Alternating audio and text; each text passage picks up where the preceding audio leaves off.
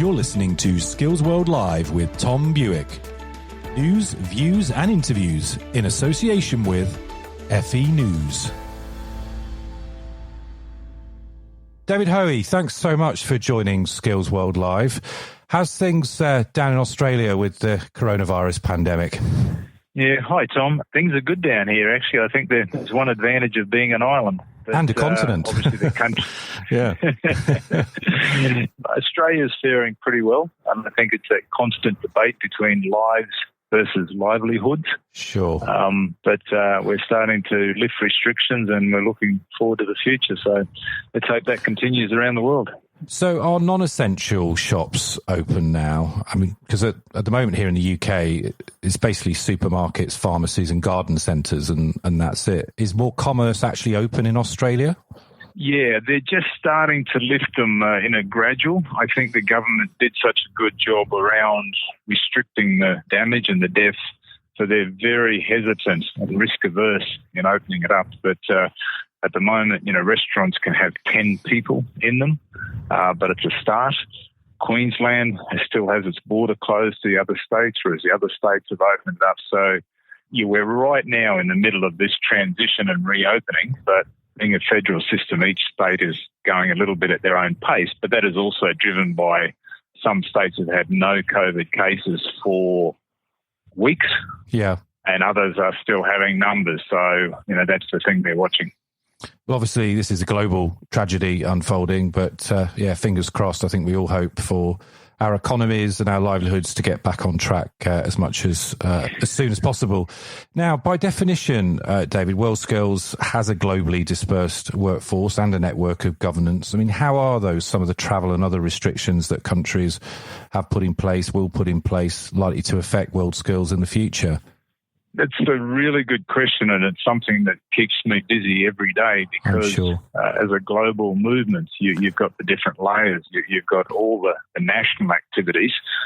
Now, we have a very good network, and recently we've held meetings where we've been in touch with over 90% of our membership.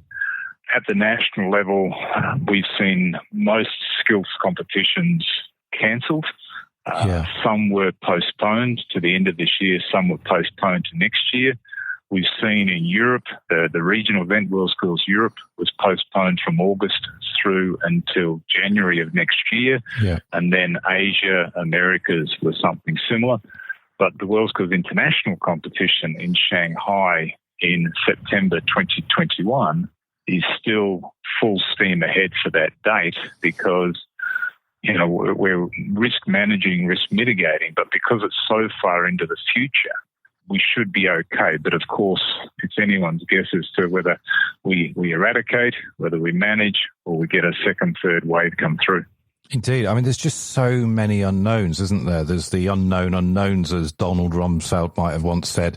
We don't know whether, for example, there'll be a major second spike. You don't know to what extent some of these future outbreaks could be regionally based. So, they're in some parts of the world and not in other parts of the world. I mean, that just must be a total nightmare from the point of view of running a global organisation. You summed it up perfectly. Yeah, it is that thing that, because you could also get another part of that equation, and this is, in my executive talks with Shanghai. I think China is in a good position because they've been very ruthless in their attacking, eradicating or controlling COVID-19. And so even if China is ready to receive the world, our questions are, is the world ready to go to China?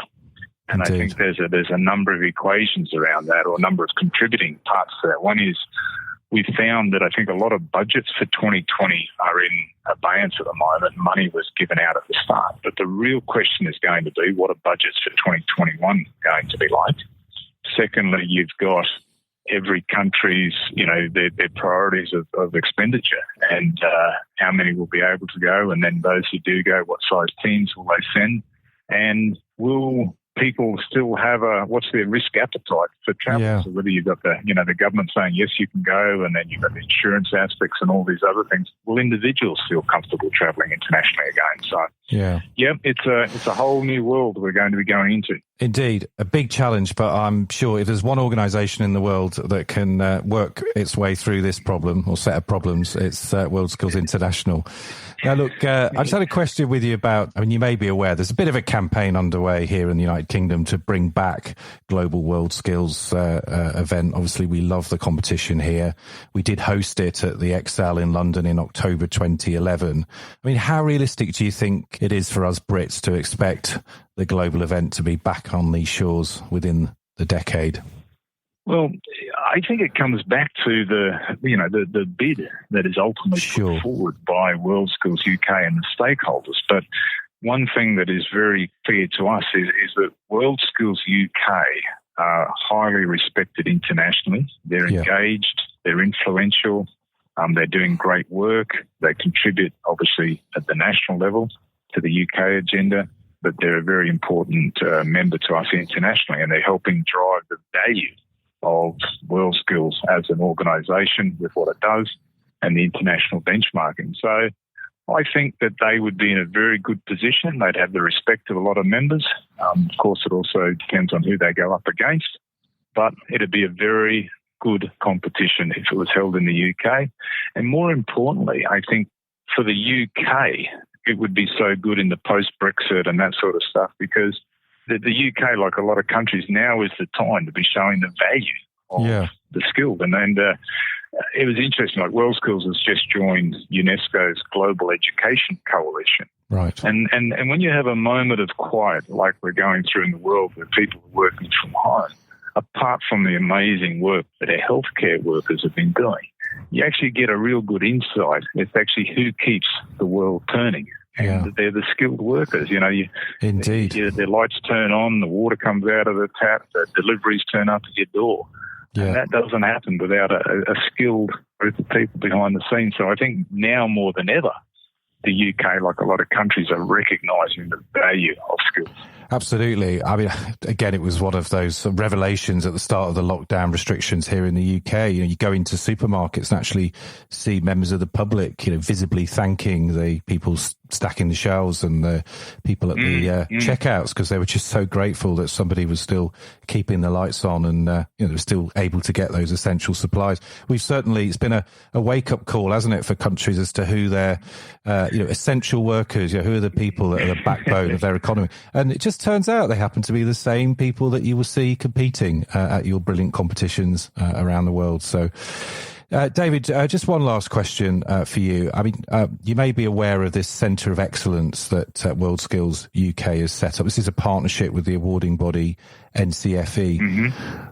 What do you think to initiatives like that? Sorry, what do I think? Of initiatives like this new Centre of Excellence that's been set up by WorldSkills UK. I mean, it's going to help apparently 40,000 disadvantaged students get some really elite skills. I think I'd be saying, what took you so long? Right, okay. That's great. Because other countries have put these in place, and I think it's a fantastic initiative by WorldSkills UK, and obviously under the leadership of Neil Bentley in recent years since his appointment, because all the work that you do through, your further education bodies, they're all bringing students in, national qualification frameworks, level 4, level 5, rah, rah, rah. But at the end of the day, the competitiveness of the UK is its ability to push products into a global marketplace at a high quality and a good price for it to be attractive. And that's driven by excellence of skills in the workforce. Yeah. So to have a centre of excellence that will link you to international best practice, link you to international benchmarks around qualifications, etc., and standards of work, not so much qualifications, but the output of the work, is brilliant. So, I think it's a great initiative. And as I said, great. Tongue-in-cheek, what took you so long? David Hoey, Chief Executive of WorldSkills International, thanks so much for extending your working day down there in Brisbane and coming on Skills World. I've got my skills and worlds mixed up, but it's coming on Skills World Live. Thanks, David. Pleasure to talk to you tonight. All right. Thanks heaps, Tom. All the best, everyone. Subscribe to Skills World Live at fenews.co.uk/skillsworld.